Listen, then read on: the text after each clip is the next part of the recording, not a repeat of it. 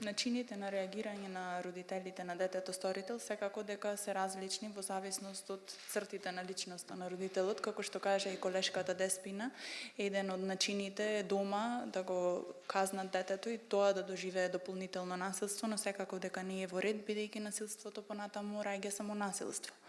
Понатаму имаме родители кои го негираат случувањето на насилството. Моето дете не е такво. Да, моето дете не е такво, нема шанси, тоа било испровоцирано од другите дечиња, не ја прифаќаат и донесената педагошка мерка, односно не ја подпишуваат, викаат дека нивното дете дома си е супер, тие супер си го воспитале, и не прифаќаат никаква критика во однос на нивното дете. Имаме родители кои соработуваат, ама не соработуваат. Односно родители кои викаат дека ситуацијата, да, насилството се случило, но дека тоа е наш проблем во училиштето, бидејќи нив дома детето не име такво.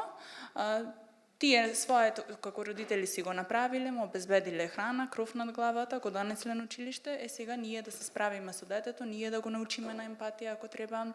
на одговорности кои произлегуваат од неговото однесување, тој си го направил своето како родител, и родители кои соработуваат целосно со нас, ги слушаат сите наши препораки и само кај таквите родители имаме промена во однесувањето на нивно